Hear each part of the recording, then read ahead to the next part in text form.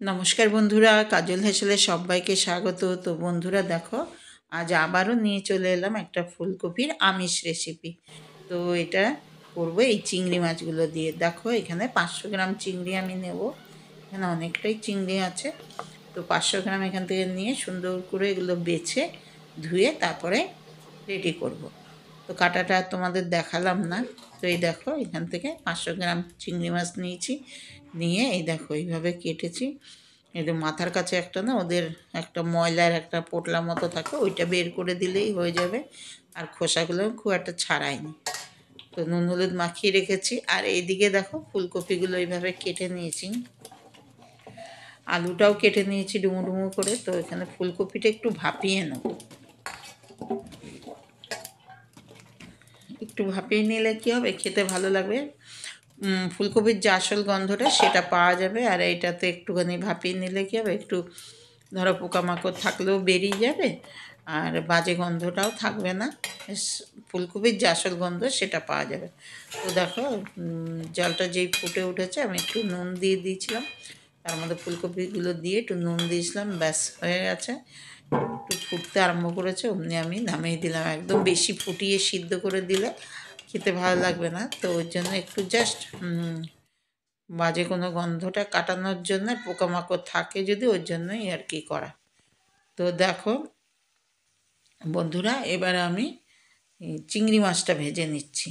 তো চিংড়ি মাছটা অল্প সর্ষের তেল দিয়ে ভেজে নিচ্ছি, খুব বেশি ভাজবো না, একদমই হালকা করে ভাজবো। ভেজে আমি তুলে নেব, তুলে রেখে দেবো। দেখো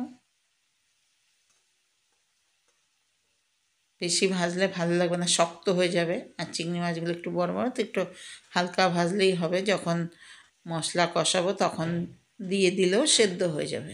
তো বন্ধুরা দেখতে থাকো। দেখো আমার ভাজা হয়ে গেল, ভেজে তুলে নিচ্ছি।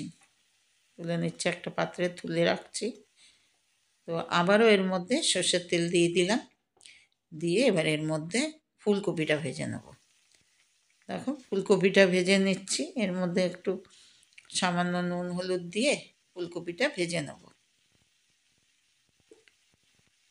এখন দিয়ে দিলাম সব কটা ফুলকপি। বেশ খুব ভালো, মানে বিশাল বেশি সিদ্ধ করিনি, বেশ দেখতেও ভালো লাগছে। দেখো গুট গুট রয়েছে। আর দিয়ে দিলাম হলুদ, আর দিয়ে দিলাম সামান্য নুন। নুন হলুদ দিয়ে ভাজলে তো ভালোই লাগে। ব্যাস এর মধ্যে নুনটা অ্যাবজর্ব করবে, হলুদেরও কালারটা, মানে ফুলকপির কালারটাও ভালো লাগবে, খেতেও ভালো লাগবে, তরকারিটা দেখতেও সুন্দর লাগবে। তো ওর জন্য ফুলকপিটা একটু সামান্য নুন হলুদ দিয়ে ভেজে তুলে রেখে দেবো।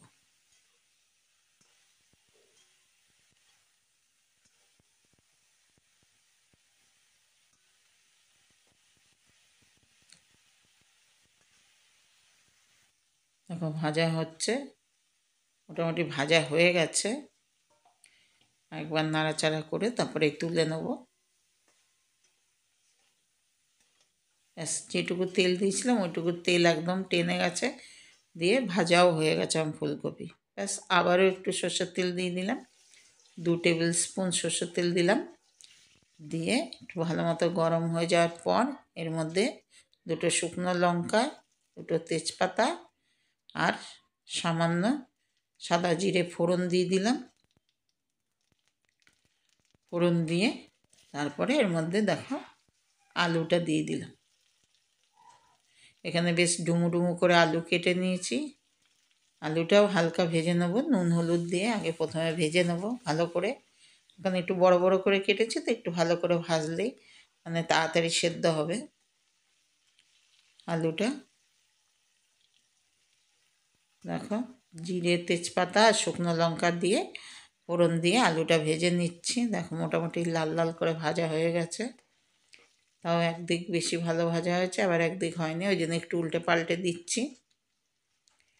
উল্টে পাল্টে দিয়ে ভেজে নেব।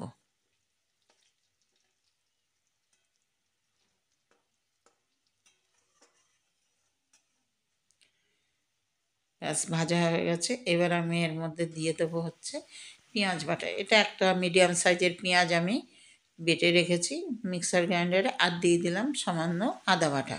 তো আদা আর পেঁয়াজ বাটাটাকে সুন্দর করে এবার একটু তেলের মধ্যে আলুর সাথে ভাজা ভাজা করে নেব, তাহলে কাঁচা গন্ধটা চলে যাবে, আদা পেঁয়াজের কাঁচা গন্ধটা থাকবে না।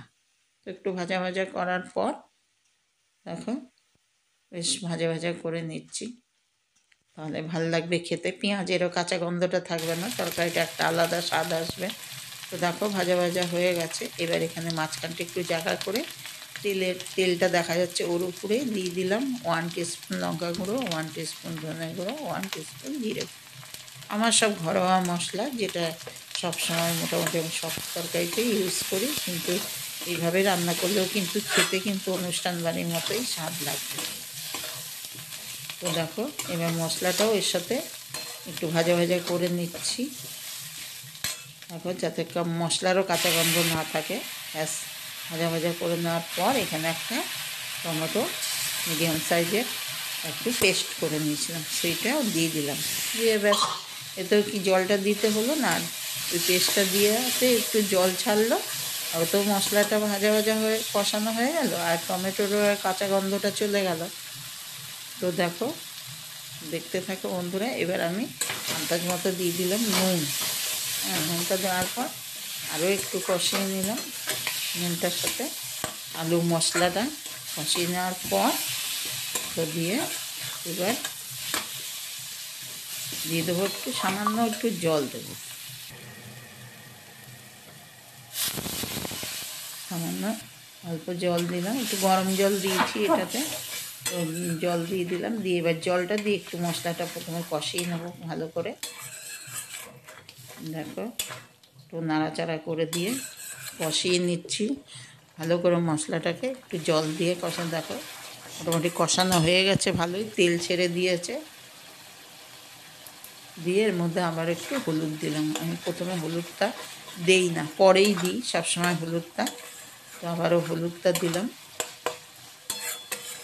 দিয়ে এবার দিয়ে দেবো সামান্য একটু চিনি, যেহেতু এটা ফুলকপি আলুর তরকারি একটু টমেটো বাটাও দিয়েছি, ওর জন্য একটু মিষ্টিটা দিলাম, চিনিটা দিলাম, এটা ব্যালেন্সের জন্য, কোনো এটা মিষ্টি হওয়ার জন্য না। দেখো মশলাটাও কত সুন্দর তেল ছেড়ে দিয়েছে, গ্রেভিটা মানে কত ভালো লাগছে দেখতে।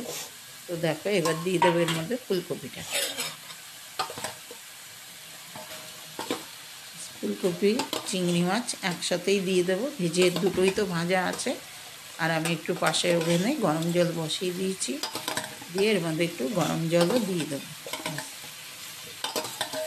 চিংড়ি মাছ আর ফুলকপি একসাথেই রেখেছিলাম ভেজে, তো ওর মধ্যে একসাথেই দিয়ে দিলাম ফুলকপি আর চিংড়ি মাছ, ব্যাস এবার ভালো করে চিংড়ি মাছ আর ফুলকপিটা কষিয়ে নেব মশলার সাথে। ভালো করে কষিয়ে নেবে, একদম মশলা একদম ফুলকপি চিংড়ির মধ্যেও ঢুকে যাবে, দিয়ে ভালো করে কষিয়ে নিলাম, দিয়ে এবার পাশে ওখানে একটুখানি জল গরম বসিয়েছিলাম, সেই জলটা একটু দিয়ে দিলাম। দেখো ঝোলের কালারটাই একটা আলাদা একটা কালার আসবে, খুব সুন্দর একটা কালার হয়ে যাবে ঝোলটা, মানে একদম বিয়েবাড়ি মতো, অনুষ্ঠান বাড়ির মতো। বিয়েবাড়ি বলছি, বিয়েবাড়ি কেন, যে কোনো অনুষ্ঠানে এরকম চিংড়ি মাছ দিয়ে, ঘরোয়া অনুষ্ঠান দুপুরে খাওয়ার মতো এইরকম চিংড়ি মাছ দিয়ে ফুলকপি, আহা এক তরকারিতেই ভাত খাওয়া যাবে, গরম গরম ভাত, অবশ্য রুটি পরোটা সব কিছুর সাথে এই ফুলকপির তরকারিটা খুবই ভালো লাগবে। তো বন্ধুরা তোমাদের আশা করি তোমাদের ভালো লেগেছে, যদি ভালো লাগে অবশ্যই একটা লাইক দিয়ে দেবে, আর বন্ধুবান্ধব আত্মীয় স্বজন অনেক অনেক শেয়ার করে দেবে, আর আমার চ্যানেলে কেউ নতুন বন্ধু হয়ে এলে চ্যানেলটিকে সাবস্ক্রাইব করার অনুরোধ রইল, পাশে থাকা বেলটি অবশ্যই প্রেস করবে, তাহলে আগামী দিনে যত নিত্য নতুন রেসিপি আমি দেবো তার আপডেট সবার আগে তোমাদের কাছে পৌঁছে, সবার আগে তোমরা দেখতে পাবে।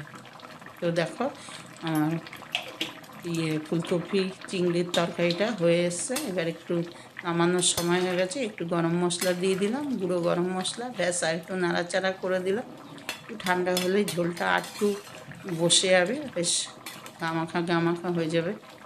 তো এই পর্যন্তই। তো বন্ধুরা তোমরা এতক্ষণ আমার এই রেসিপিটা দেখার জন্য তোমাদের অনেক অনেক ধন্যবাদ।